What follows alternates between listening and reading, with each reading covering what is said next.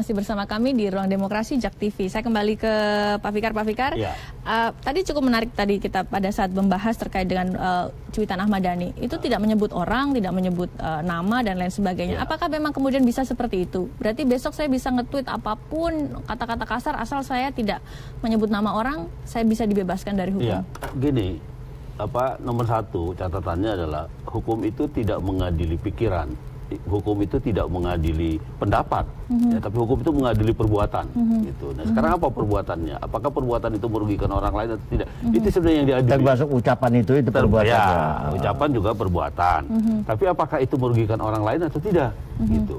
Atau lebih luas lagi, membuat jadi ada kekacauan karena agama, kekacauan karena suku, itu terjadi nggak? Gitu.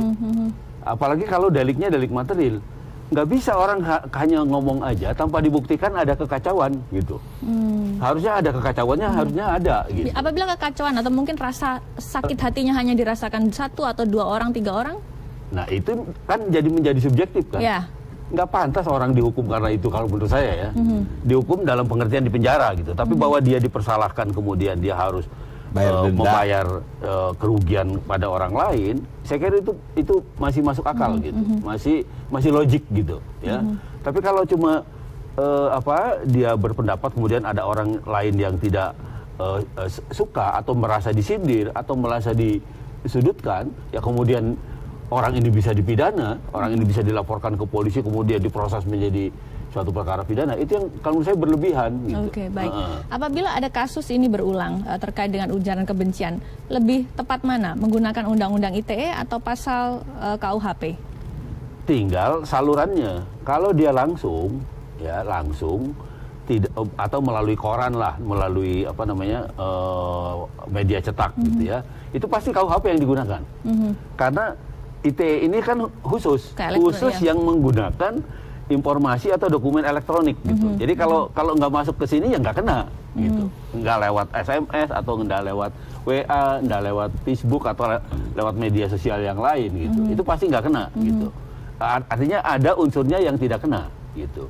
Sama dengan kasus yang siapa itu guru yang kena itu Baik Nuril, ya kan? Sebenarnya itu telepon yang disadap. Ya, telepon yang bukan disadap, maksud saya direkam. Telepon yang direkam, kemudian rekaman sampai direkam saja sebenarnya belum masuk tindak pidana, tapi begitu tersebar, dia menyebar, nah itu bisa dikualifikasi sebagai itu tadi 27 ayat 3 itu menyebarkan yang ada kaitannya dengan kesusilaan itu dan sebagainya. Oke, baik. Karena itu maksud saya gini. Meskipun pada kenyataannya, umpamanya bukan dia yang menyebar, dia hanya melaporkan membawa kepada atasan, tapi ternyata begitu sampai di atasannya itu tersebar kemana-mana. Itu ininya, poinnya Nuril itu sebenarnya. Dia bukan merekam, bukan untuk menyebarkan, tapi merekam untuk melaporkan gitu. Sebenarnya itu. Oke, baik. Saya ke Pak Lius. Pak Lius, terakhir, apa kira-kira yang bisa Anda berikan masukan terkait dengan Undang-Undang ITE ini? Kalau memang Anda mengatakan bahwa ini adalah undang-undang dianggap memberangus kebebasan berekspresi dari klien Anda. Satu, harapan saya, ini tahun politik tinggal berapa bulan lagi. Presiden harus ambil kebijakan. Menyetop semua kasus-kasus yang menyangkut lawan politik. Karena apa? Banyak dari kelompok kita yang melaporkan pendukung petahana ini, itu nggak diproses. Contohnya banyak lah, saya nggak usah ngomong, udah tahu lah, udah baris. Dan yang masuk ternyata banyak loh. Ini Ahmad Dhani karena dia bintang, Buniani karena heboh, tapi ada mama yang masuk di penjara, Asma Dewi, Siringo-ringo, gara-gara gitu. Nah, jadi menjelang tahun politik supaya damai, tentram, beda politik kita boleh, tapi jangan sampai ya jadi musuhan ya. Ini presiden punya peran. Kalau presiden bilang semua kasus ITE yang menyangkut kepentingan paslon 1 dan paslon 2 stop, lepas semuanya. Kan bisa, presiden punya kewenangan loh. Tapi bagaimana kalau itu akhirnya nanti jadi riuh di sosial media, semua orang bisa nggak berbuat apa saja? riuh, dihimbau. Kita bersaudara. Pilpres ini bukan segalanya. Ini besok kalau ganti hakim-hakim, jaksa-jaksa, sih udah catetin loh. Kan nggak sehat juga begitu. Tapi kalau sekarang ini kita, oke, stop. Di hold dulu. Di hold. Oke. Jangan, kalau istilah polisi itu puasa dulu. Oke. Tapi ngomong puasa karena lagi teman saya bikin laporan supaya jangan diterima. Pak Norman, ada tanggapan? Iya, kalau saya... Anda setuju di hold dulu kasus-kasus terkait Enggak dengan... juga, biarkan aja berjalan.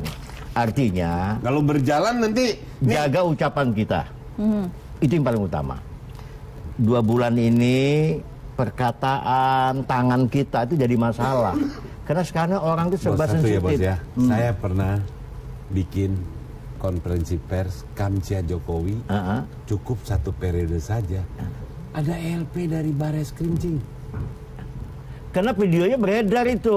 Iya, tapi kan nggak apa-apa kan. Iya, Saya boleh nyatakan artinya boleh saja orang menanggapi positif dan negatif. Dan orang harus tapi terima. kalau ada LP-nya kan anytime kalau besok gua dijemput, kalau ada yang mengadukan Bapak ya besok kan lupa ya. gitu. Nah, jadi sedikit ya. Jadi lebih baik kita berhati-hati lah, Bu. Apalagi Anda itu sering di TV. Ya, saya itu minta sama Allah hanya itu aja. Tolong saya minta ucapan saya jangan sampai salah.